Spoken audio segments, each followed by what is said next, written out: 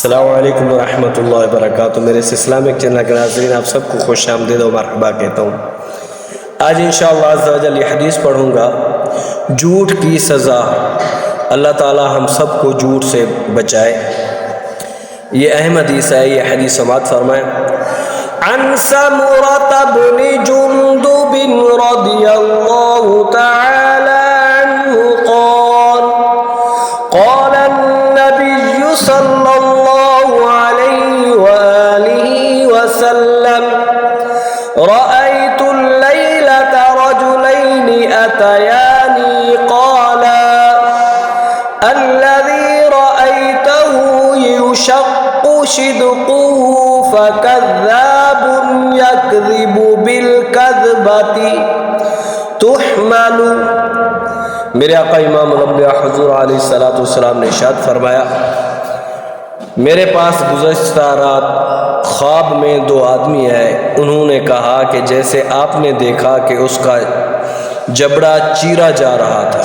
خواب میں میرے آقا نے کیا دیکھا کہ ایک شخص کا جبڑا چیرا جا رہا تھا، وہ بڑا ہی جھوٹا تھا، وہ جھوٹ بولنے والا شخص تھا جس کا جبڑا جو ہے چیرا جا رہا تھا، جو ایک بات کو لیتا اور ساری دنیا میں پھیلا دیتا، قیامت تک اس کو یہی سزا ملتی رہے گی۔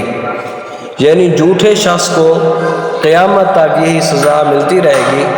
اس کا جبڑا جو ہے وہ فرشتے چیرتے رہیں گے، پھر ٹھیک ہو جائے گا، پھر اس کو چیرتے رہیں گے قیامت تک۔ جھوٹے شخص کی یہی سزا ہوگی۔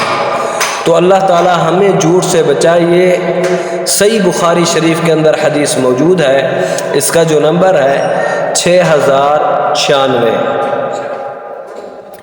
اسلام اپنے ماننے والوں کو سچ بولنے کی تاکید کرتا ہے، کیونکہ سچ انسان کو نیکی کی طرف لے جاتا ہے اور نیکی جنت کی طرف لے جاتی ہے، اور جھوٹ بولنے سے منع کرتا ہے۔ اسلام کہتا ہے جھوٹ نہیں بولنا، ہمیشہ سچ بولنا ہے، کیونکہ جھوٹ برائی کی طرف لے جاتا ہے اور برائی جہنم کی طرف لے جاتی ہے۔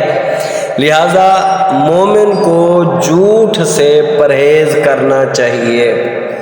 اگر ہم جھوٹ بولیں گے تو میرے آقا کے اس فرمان کے مطابق ہمیں پھر یہی سزا ملتی رہے گی، ہمارے جبڑے کو چیرا جائے گا، پھر وہ ٹھیک ہو جائے گا، پھر چیرا جائے گا۔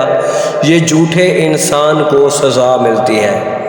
تو آج کل دیکھیں جھوٹ بہت زیادہ عام ہے، تو اللہ تعالی ہمیں جھوٹ بولنے سے جو ہے اللہ تعالی ہمیں جھوٹ بولنے سے بچائے اور سچ بولنے کی توفیق عطا فرمائے، اور اللہ تعالی ہمیں سچے لوگوں کا ساتھ عطا فرمائے اور جھوٹے لوگوں سے بچنے کی توفیق عطا فرمائے۔